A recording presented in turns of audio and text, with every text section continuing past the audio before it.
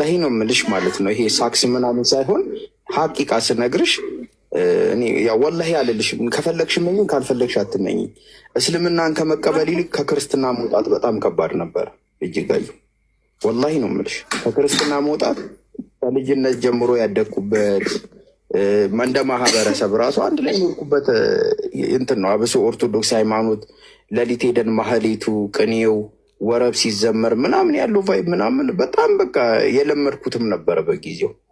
በጣም ብዙ እንትን ቁርባን ስንቆርብ የሰኔ 15 ቀን ቁርባን የወንዶች ቁርባን የሚቆረብ ቀን ከጓደኞች ጋር እየተፎካከርን እኔ እኮ በአሁኑ ጾም 6 የቆረብኩኝ ምናምን ስንል ጥምቀት ሲዘመር መስቀል ደመራ ሲበራ ቅዳሴ እንደውም ትዝ ይለኛል። የአመቱ ኪዳነ ምሕረት እንጦጦ ኪዳነ ምሕረት ነበረ ከእናቴ ጋር ማነቅሰው እና ልዑል ሰገድ ነበረ የሚዘምረው ሁሌ። ልዑል ሰገድ ያው ማርያም አትረፋኛለች ብሎ የሚያምን ሰው ነው። ቋንቋዬንሽ ድንግል የሚል እሱ ሲዘምር ሀረጋዊን የሚባል መዝሙር በጣም የምወድለት መዝሙር ሌሊት አንተኛም ነበረ ከእሱ ጋር እየዘመርን ስናድር ማለት ነው።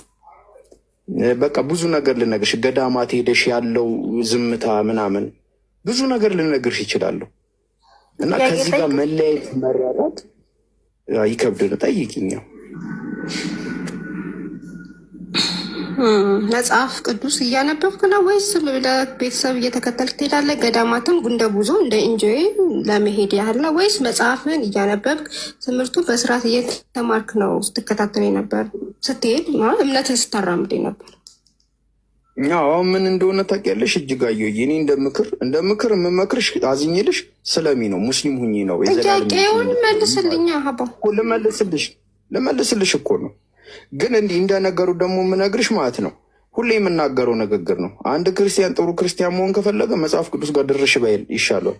ቀጥም ጠልዞ ነው ከክርስትና የሚያስወጣሽ መጽሐፍ ቅዱስ። አላነበብክም?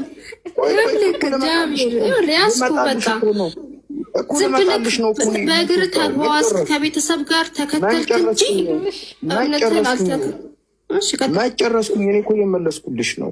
ከዛ በቃ ያቺ መጽሐፍ ቅዱስ ስታቃዥን ሌሊት ራስጌ ጋር ትደረግልናለች። አትነካም፣ እንደተቀመጠች ናት ከነክብሩ አትነበብም። ይሄ ማጥፋት የእኔ ጥፋት ነው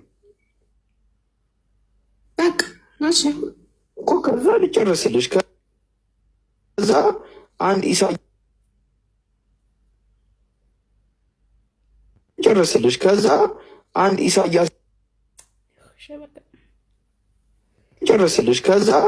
አንድ ኢሳያስ ከሚባል ጴንጤ ልጅ ጋር ተዋወቅ እና አንድ ሙስሊም ልጅ ተዋወቅ። ስንተዋወቅ ስለ ሃይማኖት ይቀራል።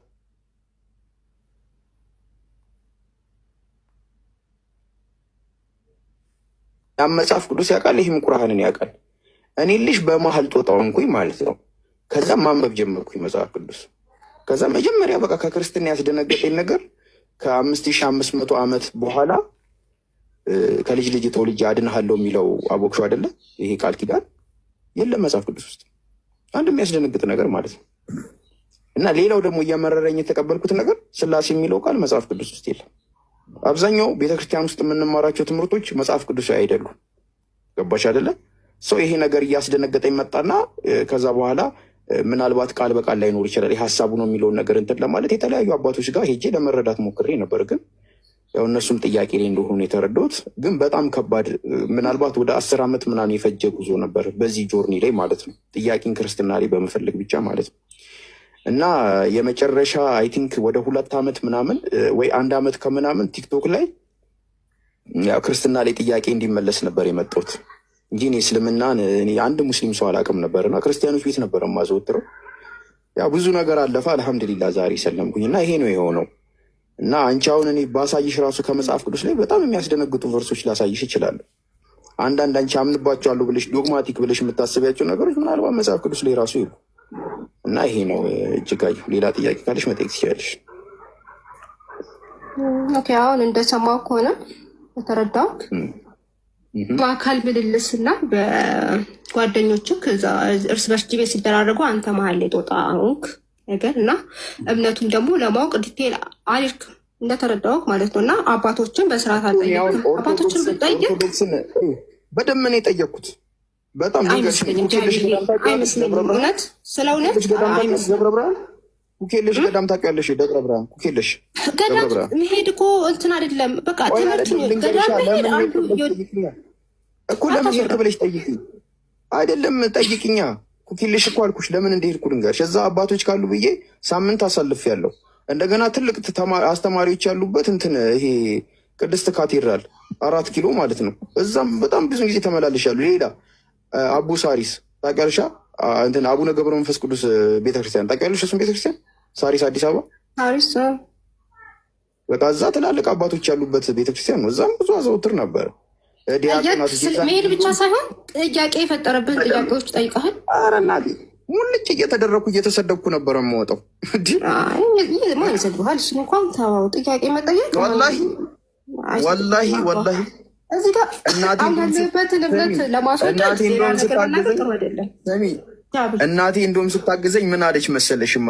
ከቤት ቄስ ይዛ ትመጣለች እና ቄሶቹ እኮ ይመጣሉ፣ ግን ተመልሰው አይመጡም። ችግሩ እውነት ይሄ ቤትን ለማሞቅ የምትጠቀመው ነገር ነው። እሱ አሁን ላይ ለምን እሰክስሻለሁ? እኔ እና አንቺ እኮ እንመዛዘናል። እኔ ከአንቺ በላይ ኦርቶዶክስን አውቃታለሁ። ከአንቺ በላይ አንቺ ኦርቶዶክስ ነሻ? ይኸውልህ አልኩህ እኮ በፊት ኦርቶዶክስ በነበርክበት ታይም ጠልቃ አላወቅም። ከዛ የሆነ ጥያቄ የፈጠረብህ እሱን ለማወቅ ደግሞ እንከን ሊሆኑልን ሊሰሩ አንቺ እንዳልሽው ይሁንና እኔ አሁን ዛሬ ላይ እና አንቺ ቆመን እኔ ከአንቺ በላይ ስለ ኦርቶዶክስ አውቃለሁ። እርግጠኛ ነኝ በጣም ይኸው አታውቅም። ስለ ስላሴ ሳታውቅ ስላልገባው እኮ ነው ወደዚህ የመጣከው አይደል እንዴ? ብታውቅ ኖሮ እኮ እኔና እስቲ አንቺ ስላሴ በምንነት ስንት ናቸው? ስላሴ በምንነት ስንት ናቸው? ይኸውልህ ጃቢር አሁን እዚህ ጋር ጥያቄና መልስ የነበርክበትን ላይፍ አይደል እየነገርከኝ ያለኸው? ስላሴ በምንነት ስንት ናቸው? እኔ አንቺ ይህንን ከመለሽልኝ አደንቅሻለሁ። ስላሴ በምንነት ስንት ናቸው? በምንነት በማንነት እያልክ ምንድን ነው? ለምን ታወዛግባለህ? ይህን ነገር መጠየቅ አስፈላጊ። በባህሪ ስንት ናቸው? ስላሴ በባህሪ ስንት ናቸው? ባህሪ አንድ ነው እኮ። ስንት ናቸው በባህሪ? አንድ አይደሉም። አሁን ተሸወድሽ። አንድ አይደሉም። ይህን እንኳን አታውቂ። በቃ ምንነት ቀላቀልከው። አልቀላቀልኩም። ማንነታቸው አካላቸው ነው። ምንነታቸው ደግሞ ባህሪያቸው ነው ወይ ኢሰንስ ይባላል። ይህን እንኳን አብራራልኝ። ሚዩት አድርጋችኋት ነው? አይ ሚዩት እራሷ ናት ያደረገችው። አላሳየኝም እንጂ እኮ የማርያም ልጅ ማነው በአካል የተገለጸው? በስራ ይለያያል ያልኩህ ለዚህ ነው። እሺ አንድ ቀስጠኝና ልንገርህ። መጽሐፍ ቅዱስ መጽሐፍ ቅዱስ እጅሽ ላይ አለ። አንድ ቀስጠኝና ልንገርህ። ትነግሪኛለሽ። መጽሐፍ ቅዱስ ክፈች። አንድ ቀስጠኝና ልንገርህ። ቆይ ኢምራን ሰላም አለይኩም። ወአለይኩም ሰላም ወራህመቱላህ። አቤት ነህ ሀቢቢ? አይ አይደለም ግን ይመቸኛል ለማለት። እሺ አይ እንትን መጽሐፍ ቅዱስ እንድከፍትልኝ ነበር። ከዛ ትቀጥላለህ ብዬ ነበር። ቆይ እንደዛ ከሆነ ሌላ ሰው ለምን አስመጣህ? ከአንተው ጋር የምንጨርስ አይሻልም? እንጃው ከእኔ ጋር ነው የምንጨርሰው። ኢትዮጵያ ክፈት። አይ ሌላ ሰው መምጣቱ አስፈላጊ አይደለም። እስኪ ቢያንስ ትንሽ እንኳን እውቀት ይዛችሁ ሂዱ። አንድ ቀስጠኝና ማንም አይገባም። በእኔና ባንቺ መካከለኛ ማንም አይገባም። ከኔ ጋር ነው የምንጨርሰው። ኢትዮጵያ ክፈት። አንደኛ ጢሞቴዎስ ምዕራፍ 2 ቁጥር 5 ክፈት። ሌላ ውስጥ ማን ገባ አለ? አሁን ሌላ መጽሐፍ ቅዱስ ለምንድን ነው የምታስቀምጠው? ራሱን ነው። አንድ እግዚአብሔር ነው ያለው ብለሻል። እሱን አንድ እግዚአብሔር እናየዋለን። እስቲ እንዳለና እንደሌለ ካሜራ ተጠንቀቅ።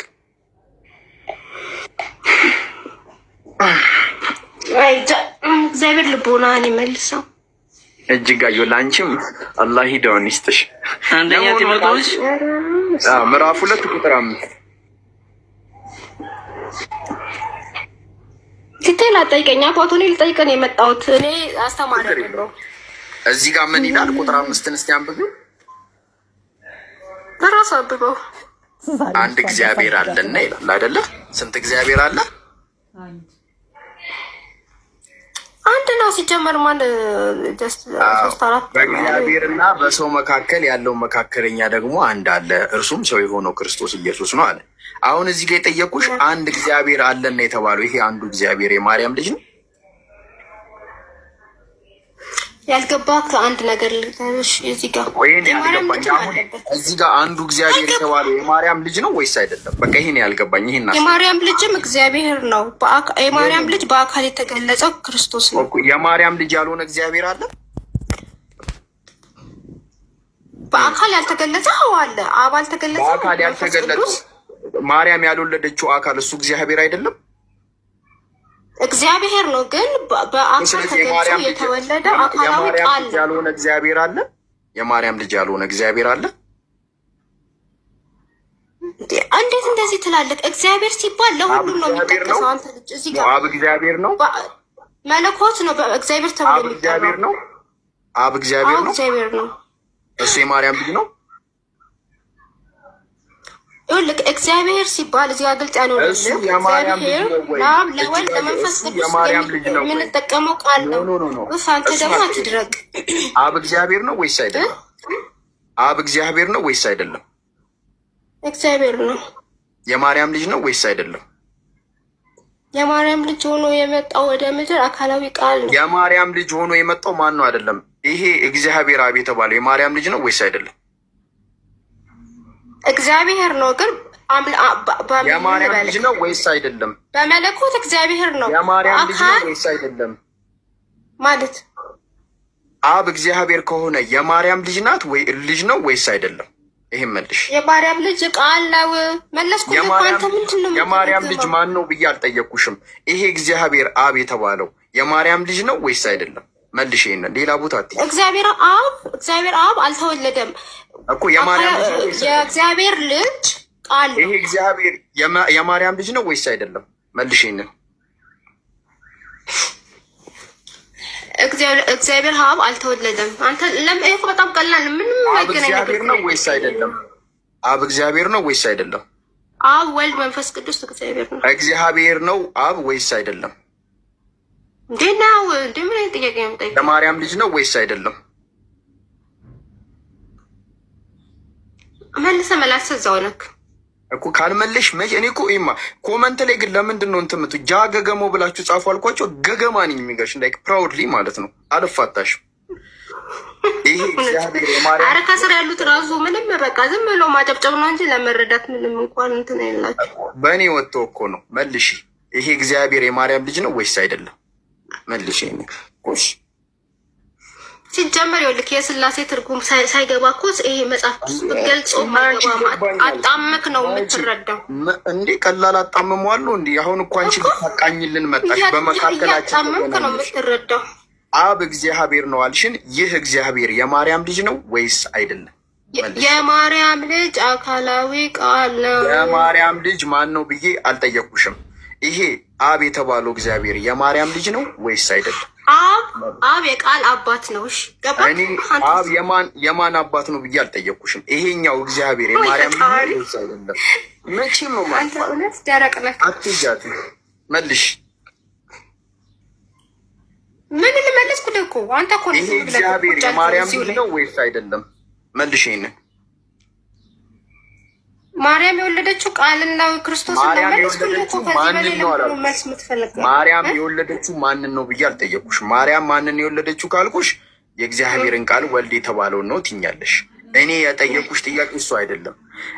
አብ እግዚአብሔር ነው አልሽኝ። እሱን እግዚአብሔር ማርያም ወልደዋለች ወይስ አልወለደችውም? ከወለደችው ወልደዋለች፣ ካልወለደችው አካልማ እንዴት አትወልደውም? አካል ሶስት እኮ አብ ወልድ መንፈስ ቅዱስ በአካል ሶስት ነው። የምትወልደው አካላዊ ቃልን ነው። በቃ ስለዚህ እግዚአብሔር ማርያም ያልወለደችው እግዚአብሔር አለ ማለት ነው። ይሄ እኮ ነው ችግራችሁ። ምንም እኮ አልገባህም። ምልክ ለዚህ ነው እኮ አስረጅኝ። ማርያም ያልወለደችው እኮ እንዳስረዳህ እንኳን ምንም ጊዜ አልሰጥልም ብለህ አንድ ጥቅስ ላይ ጭክ ስላልክ እኮ እውቀቱ አለኝ ወይ ማስረዳት የማሸነፍ ሞራል እንትን አይገልጸውም። ተሳስተሽ የማይሆን ቤት ገባሽ። ገገሞች ቤት ነው እና ማርያም ያልወለደችው ጥቅምና እኮ አይደለም። ለመማማር ከሆነ አይ ለመማማር ከሆነ እንዴት እንደሚመጣ ሳይሻለሁ እንዴት እንደሚመጣ ሳይሻለሁ ሰው ለመማማር እንደዚህ አይመጣ። ገባሽ አይደለም?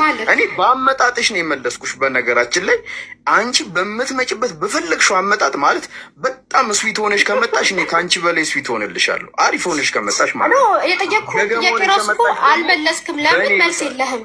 መልስ ቢኖርክ ኖሮ ሮጠክ ሌላ ነገር ውስጥ አትገባም ነበር።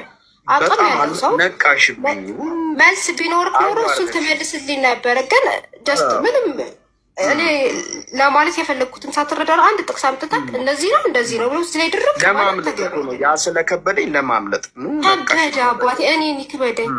አይ እጅጋየሁ እንደው ባንቺ አትመልስም። በቃ እሺ ችግር የለውም። ይሄን ያህል ከተጨመቅሽ ይበቃሻል። አሁን ኧረ ጨመኩ እንጂ ተሳስቼ ጨመቅሽኝ ለማለት ፈልጌ ነው። ጨመኩሽ ነው ጨመኩክ። ምንም የፈጣሪን እንትን ምንም አላስከው። አሁን ጥያቄሽን ምን ታደርጊያለሽ መሰለሽ? ቁርአን ትከፍቺና አንበበሽ ጥያቄሽን ትጠይቂያለሽ። እሺ እጅጋየሁ ከፍተሽ ለምን ከፍታለሁ? መጽሐፉን እናንተ ጋር ስላለ ቁርአን የለኝም። አንብቢው። አይ አንብበሽ ቁርአን የለኝም እኮ ሲኖርሽ ትመጫለሽ። አንብቢና እኛውን ዝም ብለሽ ከሆነ ቦታ ጥያቄ አምጥተሽ እንድትጠይቂን አንፈልግም። ቁርአን ላይ ሳለ ለምን ከሆነ ቦታ ጀስት ያለውን ነው የምጠይቅሽ። እንክፈትልሽ። ኢትዮጵያ ቁርአን ክፈትላት። ይሄ ይከፈትልሻል። አንብበሽ ትጠይቂያለሽ። ቁጥሩን አዱን ነው። አይ እንዲህ ታዲያ አንቺ ቢያንስ ሰማያትና ምድርን ያለ ጥበብ የፈጠረ ለእርሱ ሚስት የሌለችው ሲሆን እንዴት ለእርሱ ልጅ ይኖረዋል ይላል። እና እኔ እንደሱ አይነት ጥቅስ አላውቅም። እስቲ ንገሪን ቁጥሩን። እስቲ ሰርች አድርጊና አምጪልን ቁጥሩን በስነ ስርዓት። ኤግዛክት ለምን ደረቅ ትሆናለህ ካንተ? ደረቅ ነው ልጆቹ እዚች ጋር እኔ የምታውቁት ካላችሁ እንትን በሉላት፣ ክፈቱላት። ከዛ ታነቢውና ጥያቄሽን ትጠይቂያለሽ። ችግር የለም። ከዛ እኛ መልስ እንሰጥሻለን። ክፈቱሽ እኮ ምን ይክፈትልሽ? ቁርአን ከፈትንልሽ እኮ። አሁን ሌላ ቀን የቁርአን ክፍል ልክ ሰማያትና ምድርን ያለ ቢጤ የፈጠረ እርሱ ለእርሱ ሚስት የሌለው ሲሆን እንዴት ልጅ ይኖረዋል የሚል አለ። ኦኬ ታውቀዋለህ? ኢትዮጵያ እኔ አላውቅም ማለት ቁጥሩ ትዝ አይልም። እንዴት ይሄን ሳታውቅ ሙስሊሙን ካንተ ቆይ እኮ እሱ እኮ ነው ግራ የሚገባው። በእናትሽ እንደው ምን ይሻለኛል አሁን? አንቺ ታውቂያለሽ። በቃ ክፈችልኝ። ቁጥሩ የስንት ነው? ጥሪ ይከፈትልሽ። ኢምራን ክፈተው ንገረው። ኢምራን እንዳታናግረኝ ብለሽው አሁን ግን ተጠጋሽ። አሁን እሱ የምታናግሪ ከሆነ ከእሱ ጋር ነው የምትቀጥይው። ከእኔ ጋር ብቻ ቁጥሩን ነው ያልኩህ። ካላቆም ካልክ የሚያውቅ ሰው መቼስ ካስገባሽው እሱ ይገባል፣ ጠቅልሎ ይገባል። ከእኔ ጋር መጨረስ ከፈለግሽ ቁጥሩን ክፈች። ኢትዮጵያ ክፈችሽ። ኢትዮጵያ የሚገባበታል ይግባበት። አልሀቅ ነው አልሀቅ 101 ይላል። ክፈች አሉ ነው እንትን ስክሪንሻት ስላደረግኩት የለኝም ቁርአን አልሐቃይ እንደዚህ የሚል ታግዛታለህ። ኢምራን ታግዛታለህ። ጃዬ አግዛታለሁ፣ ግን መጀመሪያ ማለት ነው ሆኗን ታስተካክላ ሆኗን ማስተካከል አለባት። አሁን የገባችሁ ልትዋይ ከሆነ ማስረጃ መያዝ አለባት። ግን ልትሟገት ገብታ አንተ እንኳን እንደዚህ የጮች እያወራች ነው። አይ እጅጋየሁ ቅድሜቷ ይሻል በተፈጥሮ ልጠይቅ ነው የገባችሁ። እሺ በቃ ኢምራን ግን ጃዬ ልንገርህ ወላሂ ሱረቱል አናም 101 ነው። እሺ ሱረቱል አናም 101 ጃዬ ልንገርህ ግን ወላሂ ውይይቱ ያለቀው መቼ መሰለህ? አንድ ሲባዛ በአንድ ኬሚስትሪ አታውቅም ውይይቱ አልቋል። በቃ ውይይቱ ያለቀው ዛሬ ነው። አንድ ሲባዛ በአንድ ኬሚስትሪ ነው። ሂሳብ አስመሰልከው ነው ያልኩት። ኬሚስትሪ ወይ ሂሳብ አይደለም። ሁሌ ሲደመር የምትጠቀሙት እኛ በእጅጋየሁ ተስፋ ሁሌ ቁጥር የምትጠቀሙት ጀስት ሁሌ ሲደመር ጀስት ሂሳብ ምናምን አስመሰላችሁት ወይ ፊዚክስ አስመሰላችሁት ነው ያሉት። ሁሌ ሲደመር ሲባዛ ብታረጉት እንኳን አንድ ነው የሚመጣው። ይሄ የሂሳብ ጉዳይ አይደለም፣ የእምነት ጉዳይ ነው። ፊዚክስም አይደለም፣ ማትማቲክስ ቤት ፊዚክስም አይደለም፣ ኬሚስትሪም አይደለም። እሺ ወገናችን ማትማቲክስ ቤት አንድ ስለ ሂሳብ የሚያወራው ማትማቲክስ ቤት ወገናችን ይሄን ቢያስወቂ። እሺ ችግር የለውም። ወይ አስተማርከኝ በጣም ምራን እቺ ልትል የገባው አሁን ግባሽ። አሁን አንተ ፖለቲካ ሰርተህ ሞተሃል። በስመ እጅጋየሁን አታውቃትም። ሺህ በክንፉ ሺህ በአጥናፉ የተባለላት ይኸው ንገርልኝ እስኪ። ጠይቅ። አይ እጅጋየሁ ቀጥ አንብቢ። አንቺ ጉዳይ ስንቱን አየው? ኦኬ 101 አንብቡት እኮ አንብቢና ጠይቄ። ይኸው ከፈትንልሽ እኮ እጅጋየሁ ደግሞ ሰማይና ምድርን ያለ ቢጤ ፈጣሪ ነው፣ ለእርሱ የሚሳነው። እሺ በስነ ስርዓት አንብቢ። ለእርሱ ሚሳኔ የሌለ ሲሆን እንዴት ለእርሱ ልጅ ይኖረዋል ይላል። ሚስት ከሌለው ልጅ የለውም ብሎ ነው እዚህ ጋር ሀሳብ እያቀረበ ያለው ቁርአኑ ማለት ነው አይደል?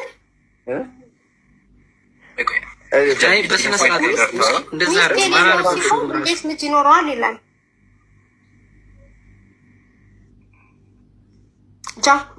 እሺ አንብቢው እጅጋየሁ በስነ ስርዓት አነበብኩት እኮ። እሺ ደግመሽ አንብቢው፣ በደንብ አንብቢው። ሰማይና ምድርን ያለ ቢጤ ፈጣሪ ነው፣ ለእርሱ ሚስት የሌለችው ሲሆን እንዴት ለእርሱ ልጅ ይኖረዋል ይላል። እሺ ስለዚህ ፈጣሪ ሚስት ልጅ ሊኖረው የሚችል ይህንን ቃል የተጠቀሙት ፈጣሪ ልጅ ያለው ስለሚባል ጥያቄ ነው። ፈጣሪ ልጅ ጀስት ክርስቲያኖችን ለመቃወም የመጣ ቃል ነው እና ፈጣሪ ልጅ አለው ተብሎ ሌሎቹ ስለሚያወሩ ይሄ ቁርአን ወረደ። ፈጣሪ ሚስት ሳይኖረው እንዴት ልጅ ይኖረዋል ብሎ መጣና ፈጣሪ ነው። ልጠይቃ አልጨረስኩም። ፈጣሪ አምላክ ነው፣ ሁሉን ቻይ ነው እና የግድ ሚስት ያስፈልገዋል ልጅ ለመውለድ። ያለ ወንድ ዘር ደግሞ ከመርየም ኢሳን የምትሉትን ሰጥቷታል ብላችሁ ታምናላችሁ። ስለዚህ ልጅ ለመውለድ የግድ ሚስት አስፈላጊ ነው ወይ ብላችሁ ታምናላችሁ ወይ? አይደለም። ለፈጣሪያችሁ አሁን ወደ እሷ 100 ቁጥር ላይ ሂድ ኢትዮጵያ። ይሄንን አብራራ። ሌላ ቦታ ለምን ትሄዳለህ? አንተ አንድ እንትን ይዘፋል እንዴ? ዛሬ የተኛከው ኧረ ተረጋጊ። አሁን እሱ ጨርስ። ቆይ እኮ ልንገርሽ። አሁን ምን መሰለሽማ፣ አላህ ልጅ አለው ሚስት አለው ብለው የሚያምኑ አሉ። ይህንን የሚጠይቁ ይህን የሚያምኑ አሉ። ገባሽ? በመጀመሪያ ይህንን ያይሽ። ከዛ አላህ ለእነዚህ ሰዎች መልስ ሲሰጥ ለአላህ አጋንንትን የፈጠራቸው ሲሆን በመታዛዝ ወደዚህ ወደ ጥጋውት ኢትዮጵያ በስነ ስርዓት ገባሻ? ኢማ ለአላህ አጋንንትን የፈጠራቸው ሲሆን በመታዘዝ ተጋሪዎቹ አደረጉ ይላል። ወንዶች ልጆችና ሴቶች ልጆችን ያለ እውቀት ለእርሱ ቀጠፉ። አላህ ጥራት የተገባው ከሚሉት ነገር የላቀ ነው አለ። እዚህ ጋር ምንድን ነው የተረዳሽው? እጅጋየሁ አሁን ቆይ 100 እንትን ለምን 101 አታብራራልኝ? ለምን ላይ መሄድ አስፈላጊ?